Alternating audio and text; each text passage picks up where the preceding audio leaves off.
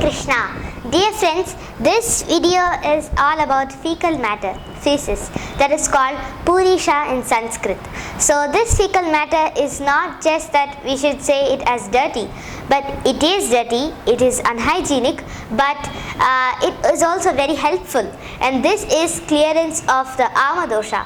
So to begin with, for a better understanding, I would like to explain the process of ingestion and digestion as well, along with egestion. So to start with, ingestion is all about the food being put into the mouth and chewed, and it travels through the esophagus.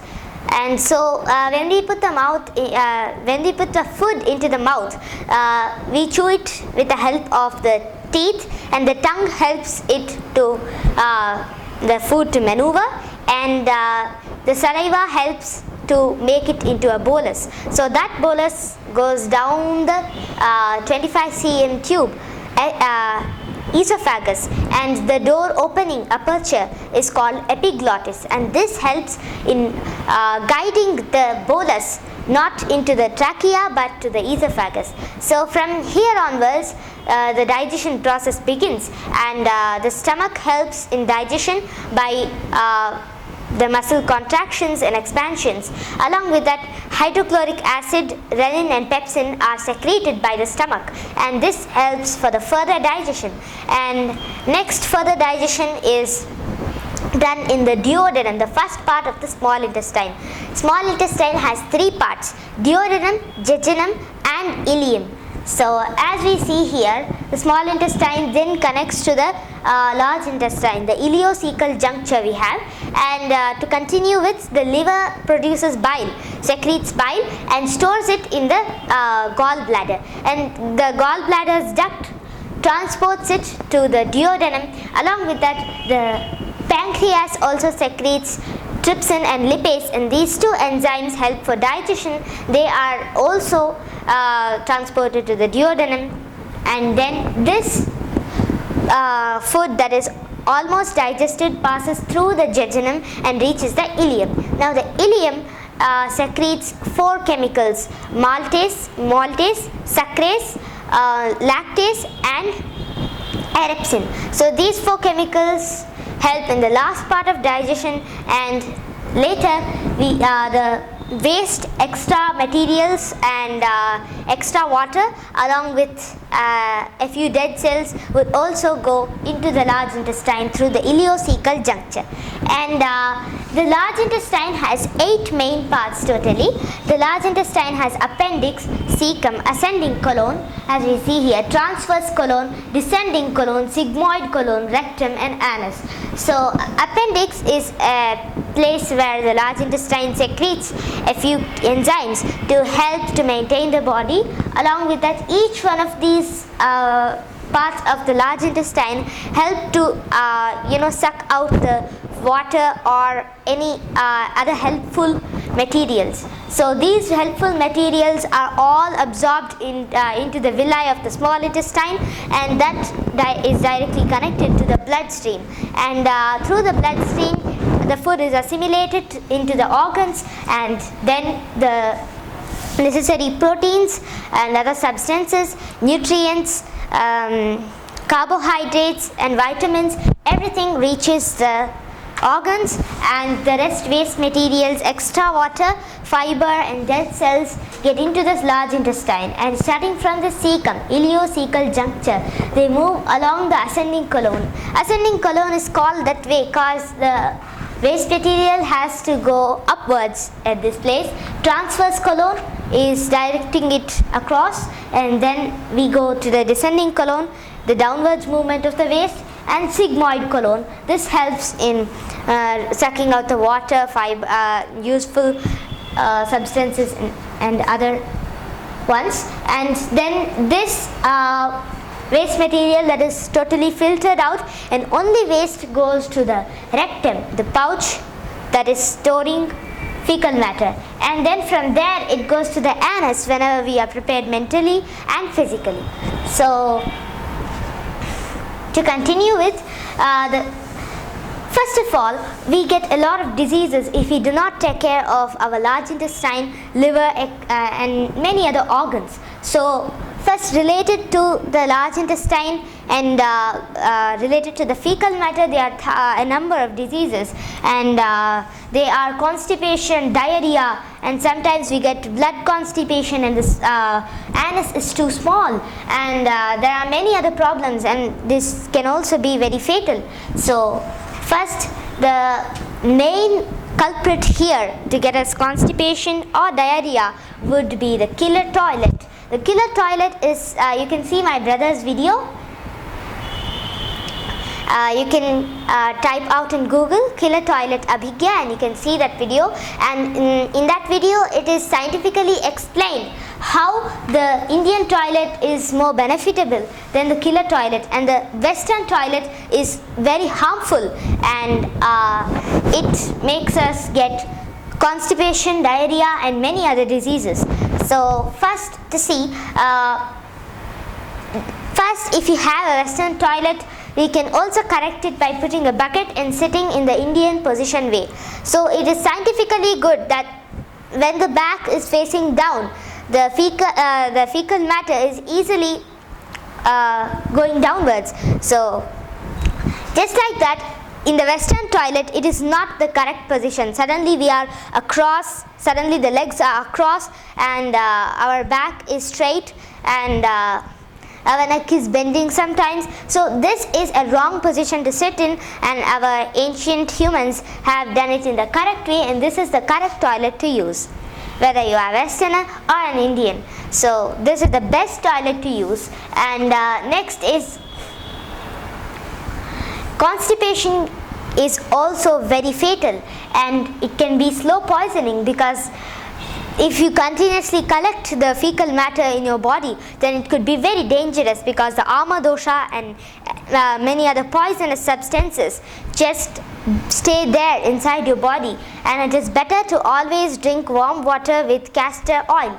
So now coming to the remedies and the symptoms and diseases that are of this large intestine and connected to the fecal matter. So here we see that we can have hemorrhagic strokes, sciatica, and many other diseases are easily contracted. We can also have paralysis stroke, as the amavisha, the poison, is all around your body, and sometimes there's so many blockages that your nerves and your bloodstream cannot even flow properly, and so the energy is not passed, and even the whatever you want to do, the nerves are not passing through, and so this part cannot get to know what the brain is wishing to do.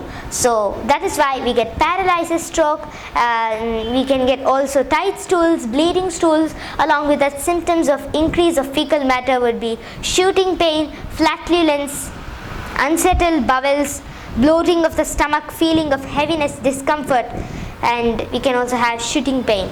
So to see the remedies for this would be for loose motions. The causes is too much of spice, hot and spicy things, and this is all because of pitta. And atisara is the name for diarrhea in Sanskrit, and we cannot say only vata atisara or only pitta atisara. So there are many types of atisara, diarrhea.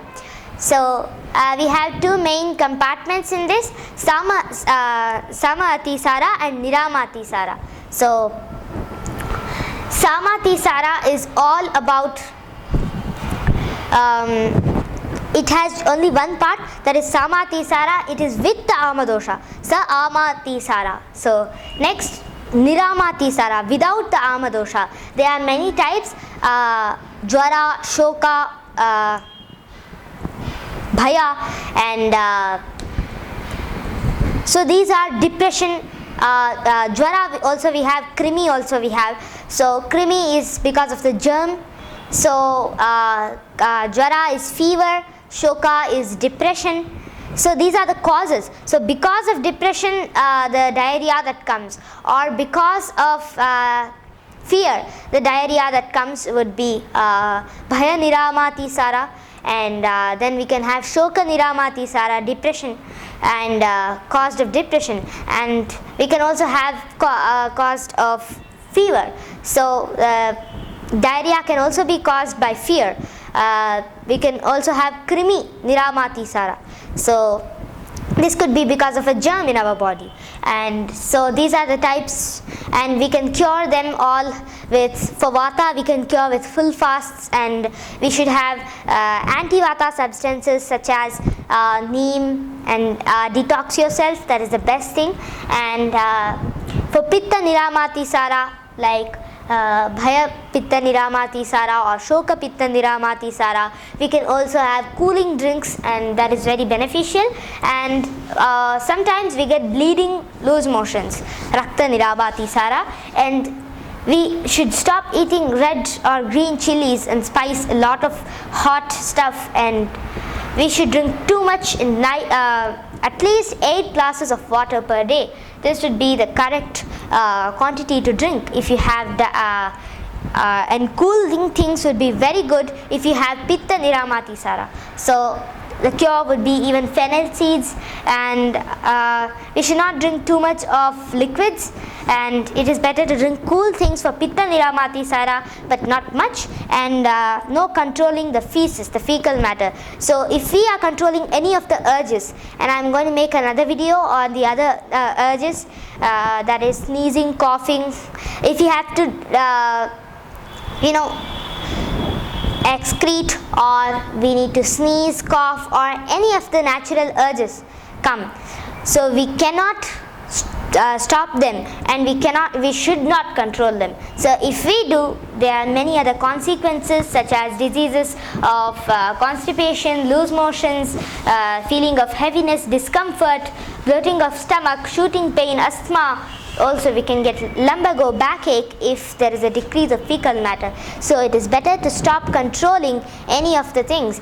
Sometimes some people think that they are in a big meeting or something, and they stop and they control flatulence or even sneezing, but this will be a very bad thing for your health. So it is better to feel about your health and take care of it, and stop controlling natural urges. So functions of intestines will collapse if there is no feces, and the intestine would collapse, it can't do any other work. So it is better to consume many medicines and continue the fecal matter process, and many nutrients present all are reabsorbed by the body. And functions of the feces would be necessary regular elimination of the fecal matter. So the necessaries of feces would be regular elimination of the fecal matter. So the correct timetable would be eating at the right time. So the sample would be eating at 8:30 in the morning, 8:30 a.m. So this would be the breakfast time, anything between 8:30 to 9:30, and then the lunch time could be 12:30 to 1 o'clock, and the dinner time should be 4:30 to 5:30, because after the sunrise, it is scientifically explained in even scientific researches that you should not eat after sunrise, and it is always better and healthy to eat before sunrise.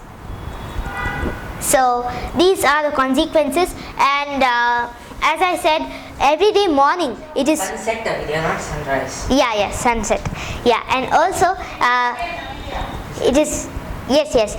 Before the sunset, we should be eating our food, and in the morning, it is best to clear our stomach every day morning without fail. And if we are not able to, you can just make some heat some water, make it till the warm temperature.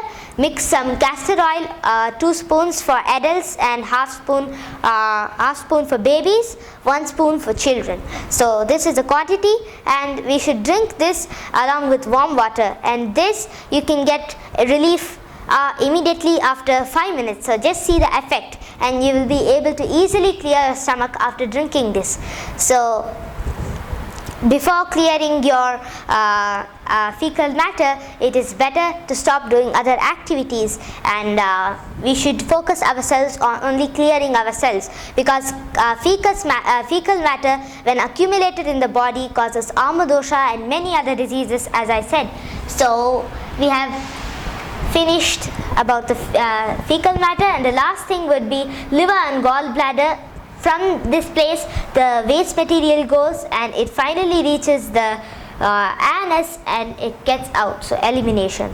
So the things are, first point, Indian toilet is the best, and next would be not too much spice for diarrhea, and too much controlling of thirst, keeping body emaciated. All of these are forbidden for tight constipation. The cure for constipation would be black gram, would be very good, green gram and other greens flow with husk, and a lot of fiber to increase, we should increase the diet of fiber, and we should add a lot of water for tight constipation. So some people do not drink water at all just because they are in an important meeting or something else. So it is best to drink water at least 8 glasses in a day, as I said. So thank you. Jai Shri Krishna, Jai Shri Ramachandra, Jai Shri Lakshmi Nrsimha.